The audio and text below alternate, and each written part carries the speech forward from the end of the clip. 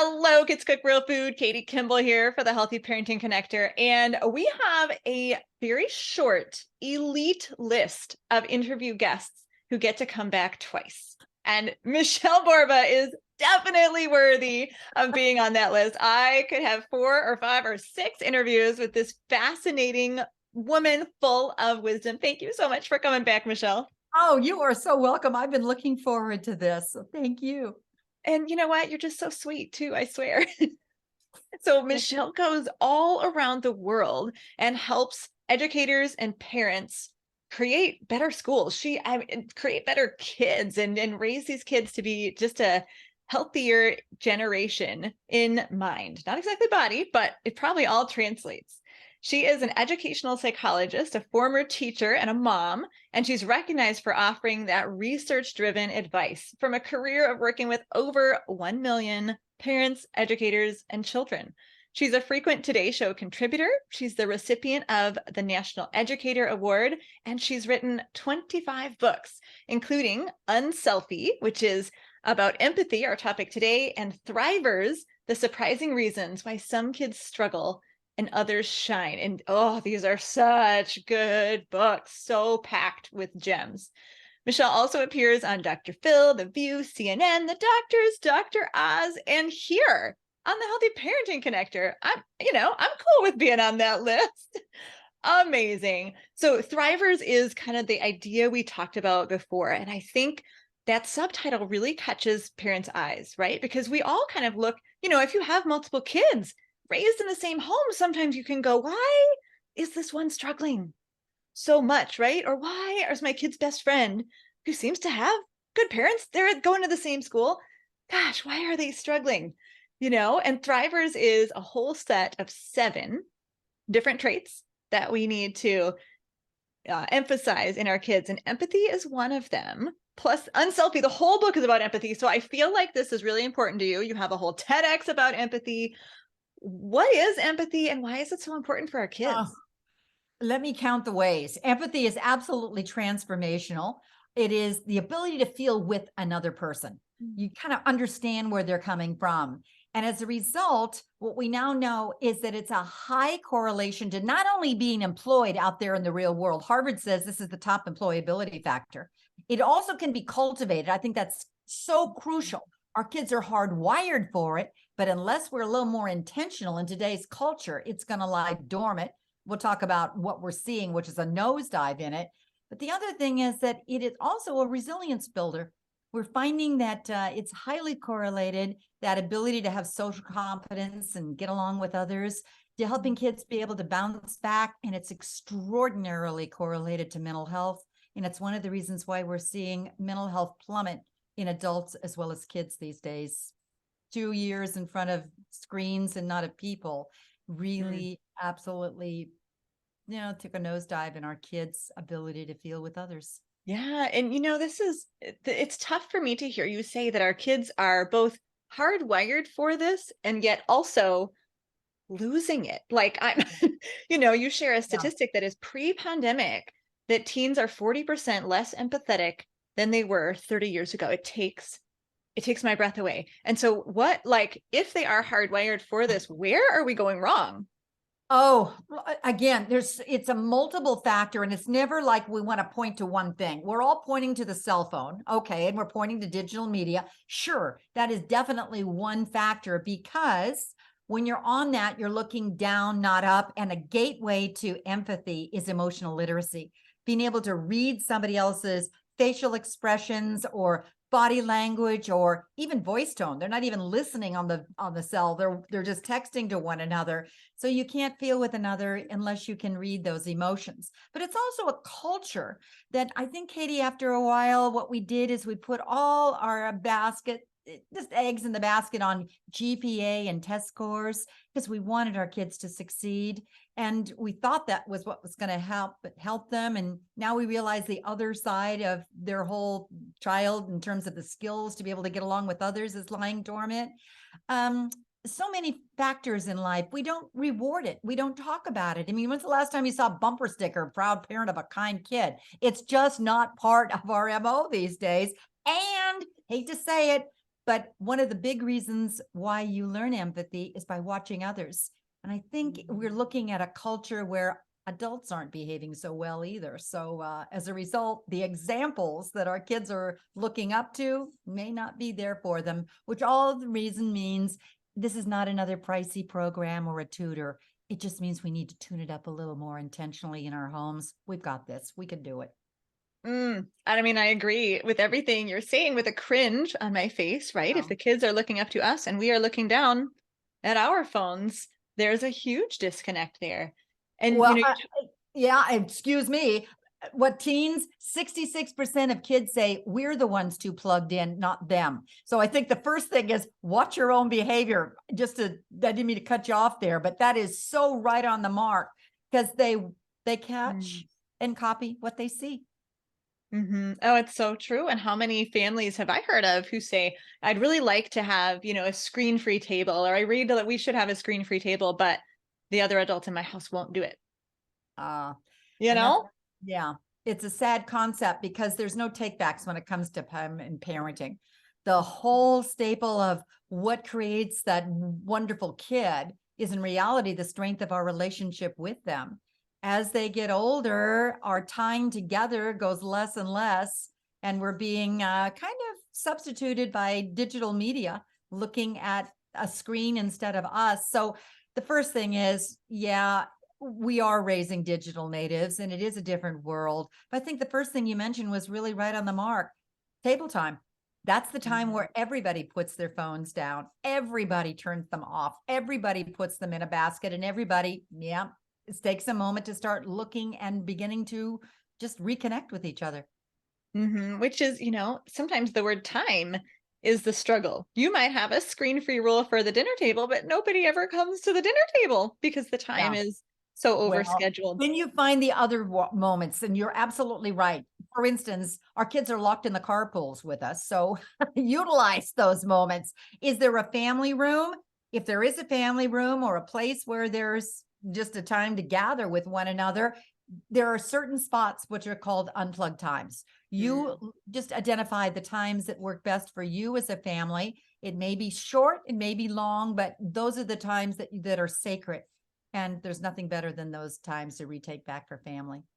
I agree. And I would challenge parents just straight up as a parent myself. I don't have fancy degrees or letters after my name, but boy, when I see kids who are watching those pull down screens in the minivans for the 5 to 7 minute drive to school, I just think, really?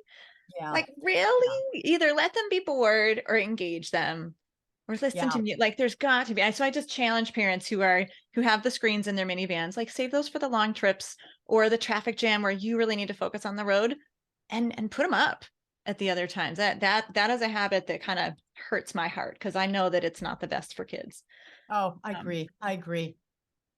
so we talk about if the kids are hardwired for empathy, we're kind of missing it. Can we teach it? Is this like a one and done? Like we have the sex talk and we can have the empathy talk, you know?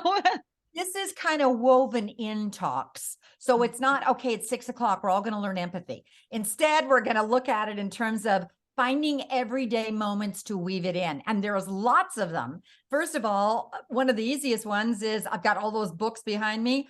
Children's literature is highly correlated if you find the right books for boosting empathy because you can step into the shoes of the character. It's why Wonder and Harry Potter are so popular amongst kids because they're exposing themselves to a different world. Or it's a wonderful opportunity also to be able to read together. I mean, you could put for little kids a sheet over a dining room table and it becomes a reading fort. Then put all the pillows underneath and the flashlights, and every night, maybe around 7 o'clock. First of all, it's a calm downer, which is what every one of us needs anyway. Grab the dogs and you're creating a memory. For little ones, you're reading out loud to them. As they get older, they're reading to themselves. But also look at the kind of literature you're exposing your children to. Because, Katie, you're more likely to empathize with those like you. My income, my age, my race, my gender. So mix it up. You know, your children's reference librarian is absolutely a gold mine. tell her, my child is 5 or my child is 14 and I'm looking for books on this particular topic. Do you have any ones that can mix it up so it's different races, different cultures, different incomes? That alone can be wonderful because you're stepping into somebody else's shoes.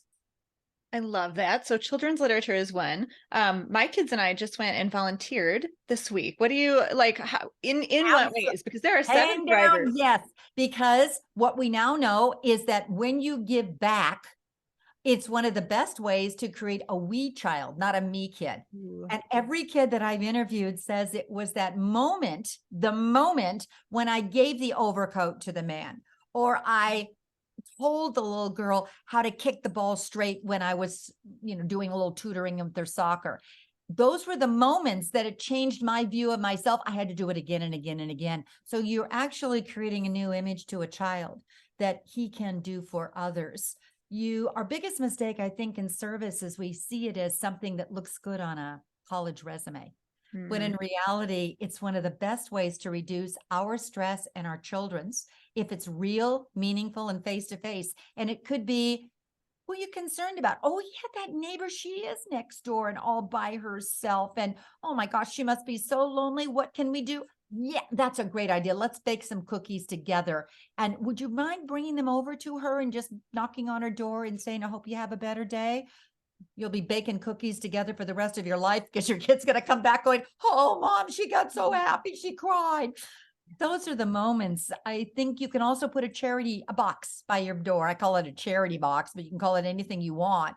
And it doesn't have to be huge, huge encounters. It could be nothing more than every time we're done with the book, or we no longer want to play with that game or that gently used backpack, let's put it in the box. And each time it fills up, let's together as a family donate it to, and then you find the cause that works for you.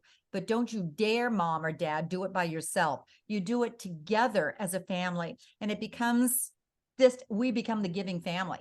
Kids also begin to see that kindness matters in the family, and they're more likely to copy that and to internalize it. And in this world of busy schedules, like I can already hear some parents giving pushback. Like, I don't have time, I got to do that during the hours when the kids are at school. But fair substitute to read stories about the children who are maybe receiving those donations, and sometimes we donate halfway around the world. Look at some pictures, read those stories. And I like the word you use, like, she must feel so lonely, right? Or he must think this. Oh, I love that teaching. because Martin Hoffman, when you said it takes time, it doesn't have to. Because if you put, first of all, that charity box by the door, that becomes a thing that's going to fill up by itself. It becomes your family routine. So you're really only doing it once a month if it fills up together as a family. And maybe that's 10 minutes and you can bring it to the local fire station. The second thing, though, it's also critical. Research says that your child's going to get more from it if it begins face to face. Okay.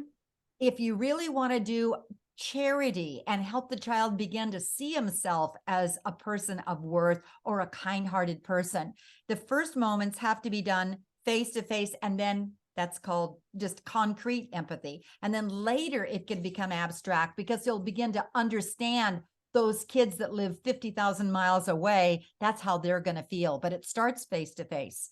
The books, you can just have those always stacked in the bathroom, stacked by the bed, have them available so that there's just a pickup anytime in any place. It's just simple little intentional ways to weave these things in. And the best talk is natural. Martin Hoffman from NYU says, if you start asking feels plus needs, you're more likely to raise an empathetic kid. It's so simple. How would you feel if that happened to you as you're reading Wonder? What would you need in order to feel better? Or your child comes home just so upset because his friend just, fell down and hurt his knee. Oh, how would you feel if that happened to you? How does she feel? What do you think she would need? Okay, then pick up the phone and give her a call. Or she lives next door. You can make a picture for her and put it right there for her leave it on her doorstep. Just simple little things, but feels plus needs. And as they get older, Katie, you ask, do. So what can you do? So it starts, Wow. how would you feel? Later on, how does she feel? So what can you do? So it's empathy in action. That's the key. It starts just very concrete, but it slowly builds up so that that child can use that same, how would I feel if that happened to me? What would I need? Any place and any time. It just becomes an internal mindset. That is beautiful. And I've learned something that it really should be face to face because it's harder to find volunteer opportunities face to face. You know, what we did on Monday was cutting green peppers for kids for sack suppers. You know, but we didn't see their faces because they're school children, you know, in schools where my kids don't go. So that's a challenge for me to find the face to face. I like to encourage an attitude of service even within our family too, though, right? Oh, How can kids serve their siblings? exactly. You know, the other thing we overlook is chores. Just simple little things of giving back and helping, or how can you be a helper? Interesting in terms of research, how we praise our children. One of the things we did, we got on the self-esteem bandwagon and we thought we had to praise them for every little thing that they did or give them a trophy for breathing, when in reality it backfired and we raised the more self-absorbed child. But we do need to acknowledge their character. Thank you for being a helper. If you praise it as a noun and not a verb, research says it actually be more likely to be internalized, and kids act how they see themselves to be. So look for those little moments to praise your child's character. Thank you for being courageous. Thank you for being respectful. Thank you for being responsible. And then add the word because. If you add because, the child knows that's why mom liked it. Okay. And they're more likely to do it again and again because they see it has value to you. Love that. Well, let's talk about chores because we teach kids to cook. And although sometimes a chore has that negative connotation, like it's a Yes, weight, it you know, we does. can call it a family contribution or a family responsibility. There are 7 traits of thrivers. If we just focus on those family responsibilities, what else can we foster? Oh my gosh. Accountability. Did you do it? Responsibility. Were you at that moment? Remember we talked about it. Empathy or kindness of seeing the reaction of somebody when you do it for them. Diligence, that maybe you needed to do a little bit harder. What did you like about what you did? Goal setting. Did you do it? Right. What's your goal today before you start, and where are you going to begin? Do you know that goal setting is one of the most highly correlated traits of success? And it starts with just us saying, what is it you're going to work on? What's the chore you're going to do, or the homework you're going to do as your task, or how you're going to help your brother, when you're going to do it, and where you're going to do it. And if you add the what and the where to it, or the when, chances are you actually are helping your child develop one of the most highly correlated traits of success. How And exciting is that? And yeah, it's not, so that's, simple. and you know what? You can think, oh, like it's kind of hard to remember that, you know, we'll have to remind them. But not only are you helping them build one of the most highly successful traits, but also you're going to end up with a kid who is more able to help around the Well, house. So like it's a double bonus. it's a double double, but let's go back to one step more. Here's how we also know focusing. Are you staying with the task? One of the things they discovered for younger kids or kids with shorter attention spans is that if you write the plan down with the child, what's your plan today, or what's your chore today, or what's your homework you're going to do today, and you, for a little guy, you draw it. I'm going to go feed the dog, or I'm going to go clean my room, or I'm going to go read that book. And you actually write it or draw it and then give it to him as a 3x5 card. It helps to keep him on task, because instead of you always saying, are you doing your task? Are you doing your task? What was your play plan? And the child looks at it. They actually have discovered that it becomes what's called a mediator for the child and keeps him longer on a task. This is all exciting stuff. Like this, what great tools. Yes, for the parenting toolbox. Oh my goodness. Um, Pulling back to empathy, you've got a couple different recommendations in your books.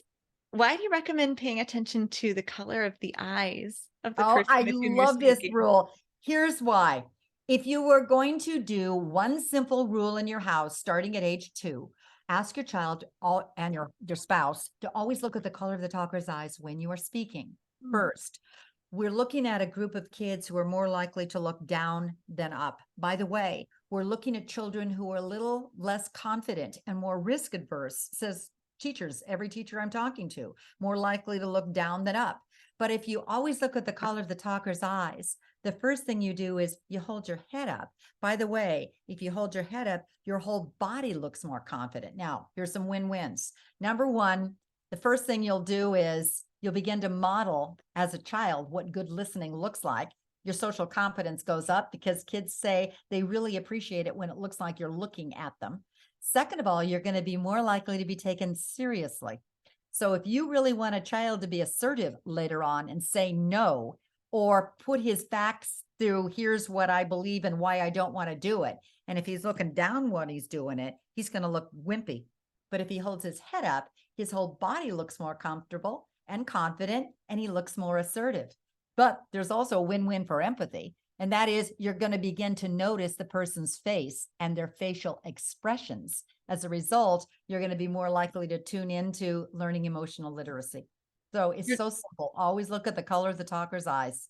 Yeah, an incredibly simple tool. And that fallout of benefits, huge. That was, that was such a long Don't go one. telling your kid all the benefits, but just say, No, oh, no. look at the color of the top. And if you have a really, really shy child, just say, just look here, the bridge of the kid's nose.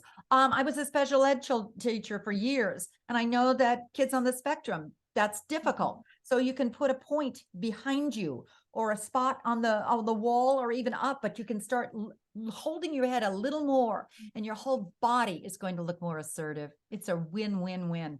Wow. Yeah. Posture, we say posture is important, but yet another kind of lost art, both because I don't think parents in my generation like care that much. I mean, my dad would tell my friends to sit up straight when they came to eat dinner with us. And I was like mortified, right, Dad?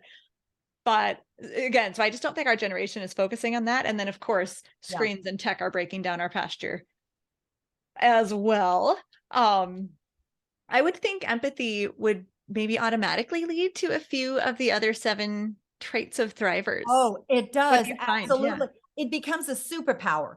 First of all, what we think about in terms of resilience or all the habits of empathy is that all you need to do is teach emotional literacy. By the way, a simple way to do that is just talk feelings more naturally. As you're watching Inside Out, or as you're talking and looking at the books, the picture books, or when Sally gets mad, really, really mad, make your face look like Sally. Or just as you're watching a movie together or anything, talk feelings, particularly, Katie, to boys. We've already looked at the fact that research from Yale says we're far better at that with our 2-year-old daughters than our 2-year-old sons. And so by the time our daughters get to kindergarten, they are far more fluent in their emotional literacy because we've been talking emotions far more to them than to our sons. So that's the first thing. Second of all, empathy on your question. Yeah, if you have empathy, and then it's going to fuel confidence. Because remember, we just talked about always look at the color of the talker's eyes. That skill is also going to help a child feel more comfortable and confident with other kids in other groups. Each one of the thrivers traits of the 7 has a multiplier effect. You pair any 2 together, it's going to amplify it and really help the child. So he's going to be able to use more skills and feel more comfortable in a lot of different situations. And so he's going to be able to bounce back and be more resilient.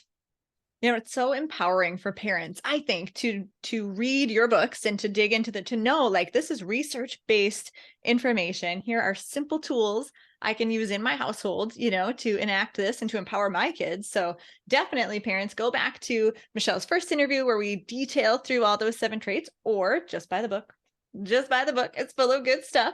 What else do parents need to understand? Like, I'm thinking we haven't really talked about something like a disagreement. A disagreement. And I think it's wonderful for kids to disagree as long as they do it respectfully. Why? Because we're also seeing a change, and I think it's an after effect of COVID, that our children are becoming more risk averse. Every teacher I've talked to said they're a little more hesitant to raise their hand. Teens, when I do focus groups, are telling me, not so much for a parent, but they're saying, we're really afraid to counter our friend or speak up or disagree with him. So you can do that very naturally around the house. Number one, you can have family meetings or use the carpool again, or around the dinner hour with a different conversation tool that your kids bring up. But the first thing is assert yourself. What's your opinion on that? You may be different in your view than mom or dad or your brother, but what's your view? By the way, if you have a very verbal kid and one that's very quiet, shh to the verbal kid. Mm. Every child gets an equal voice around the table. Let's hear what your sister has to say. The second thing is A is assert, R is give me the reason. Why do you think that? Keep a poker face because some of the reasons are off the wall. But I think it's really critical that we do because we're raising a population of children who's asking Alexa for every answer. And maybe it's important to just think outside the box of what do you think? And finally, give me some evidence. Where'd you come up with that idea? Not just Googling and coming up with one answer. Look at the source. Now that's for little bigger kids. For little kids, you can just turn and say, convince me. What's your view on that? What we want our children to be able to do is speak outside the box, but also to be able to defend themselves, to have their views, to be able to just raise their hand and be confident with them. And that takes practice. For some children, you could also say, if you have a shyer kid, here's the question. Take a moment and think, what's your answer going to be? Wait and push pause because some kids need a little bit longer time to process. Some kids maybe want to write or draw their answer and then they have more time to talk it out. What you're trying to do is help your child build the confidence so that in class, he can also think about it. Maybe if you got a piece of paper in front of you, you can just put the letter of the one idea you want to write down or say in front of your friends. What's the word start with? Now you can open up your mouth. I say this because Yale says we're raising very, very smart kids, but Yale calls them excellent sheep. They're Uh-oh. following and they're risk adverse. And that's really a dismal scent when we're thinking about raising up a group of kids who are going to be able to defend themselves and live in a very uncertain, unpredictable world. Sure. Yeah, if they're all followers, there's no innovation. Yeah. Creativity is crushed, you know. Wow. That's it's disheartening, but it also like the problem points to the answer. And so if as long as we're, if as long as we are resilient enough as parents to say, okay, generation's having a problem, but not my kid. Like I want my kids to rise above. That's how I always think. Cause like I can't fix everyone. I can try. I can introduce, thousands of parents to people like you with the information they need. But I'm gonna do the best I can in my family for sure. Always, always, always. And here's the other thing. Don't get overwhelmed with it all, Katie. We've just talked about maybe 15 ideas, but sometimes we get overwhelmed going, do I have to do them all? No, you choose the one simple little thing that's going to work for your family. And you're trying to make it into a habit. And a habit means you do it once, but then you do it again and again and again. You need to exercise empathy skills and thriver skills, just like riding a bike or working out. So just find what's going to work for you. And once you do, you'll figure out how to weave it in until it becomes a habit in your family. Then you can add the next and the next and the next. Excellent advice. And this is the perfect way to end. I always end with a super practical step. The first thing parents should do. So I know you just said pick the one that feels right for you, but if you were going to assign a little homework for our parents, what's one thing they can do today to kind of feel that quick win? The quick win is maybe you go one step before that. Mm. Tune into your family just today. What's Mm. the one little thing that you want to applaud and look for the character? So maybe that's what you're going to do today. I'd say starting by acknowledging character. Thank you for being kind because, oh my gosh, thank you for being so respectful because actually what'll happen is you'll get a better behaved child. They're more likely to copy and duplicate that. And you will be more likely to start looking for your child's strengths as opposed to their weaknesses. That changes the whole paradigm in a family. It does. It changes everything. Thank you so very much for your wisdom, for your expertise, for your experience, and for your incredibly practical tips. We Oh. always appreciate you. Go look up Michele Borba. We will link to her website, her books, all the goodies that she can find. You can find about her. And thank you so much, everyone, for tuning in. I'm Katie Kimball for Kids Cook Real Food and the Healthy Parenting Connector, and I'll see you back next week with another expert who has the information you need.